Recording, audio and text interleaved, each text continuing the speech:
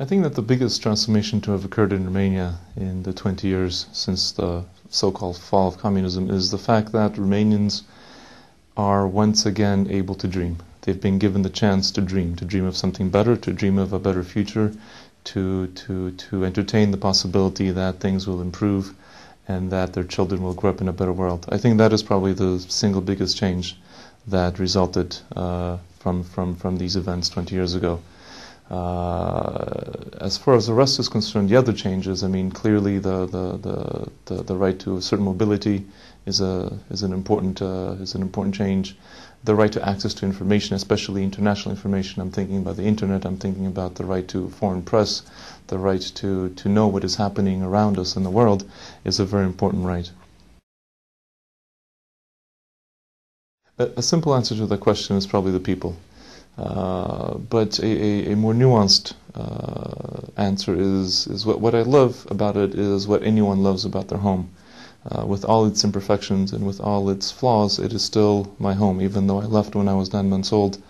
Romania has remained and will continue to remain forever, no matter what happens. The place where I come from.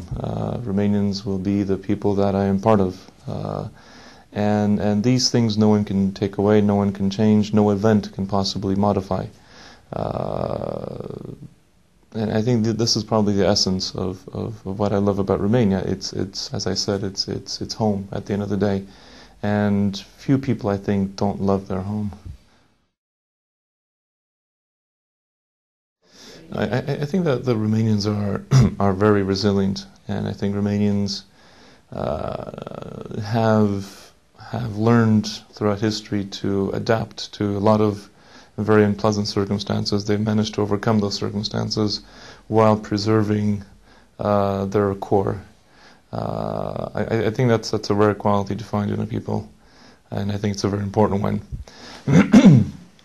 I think that Romanians can be very in tune with human qualities of generosity, of acceptance, but here I mean the authentic Romanians, which quote unquote is a very difficult, I think, concept to define, but it's probably not so much, let's say, the urbanized Romanian, the homo economicus, which is trying to find its place and role in today's society. But at the core, I think all Romanians have a certain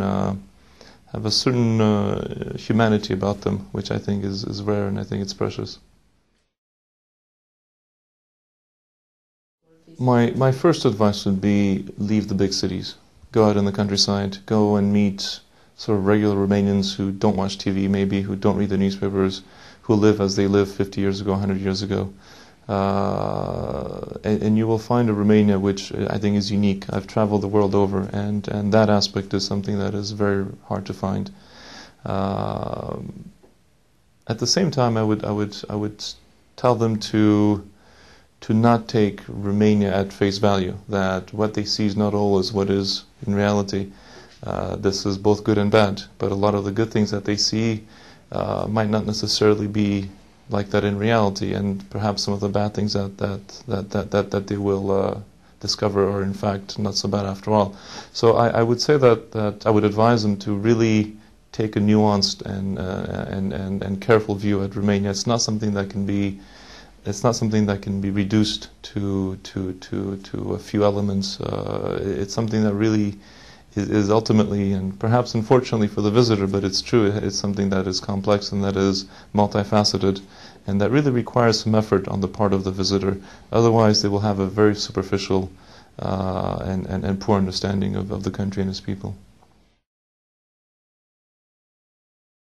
Well, I think that clearly geographically and even perhaps legally, and I'm referring here to the European Union, it is by definition a European country. Does that mean that Romania is today more of a European country than it was 50 years ago? I don't think so. On the contrary, I think that Romania is probably one of the least European countries in Europe, although it is still European at the end of the day, whether we like it or not.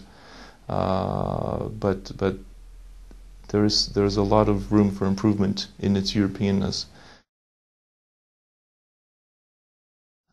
I think that Romania's field of excellence can mostly and particularly be found outside of Romania. I think universities and research centers the world over are staffed with Romanians that have made their mark. I think the Romanian artists, again, the world over that have made their mark. I think, unfortunately, and this says something, I think, also about the last 20 years, is the fact that the most successful Romanians have been those that left. And those are the Romanians that really have made the mark in the societies in which they live in now. And most successful Romanians that we know of are Romanians that made their mark somehow in connection with other countries, with their experience abroad and so on and so forth.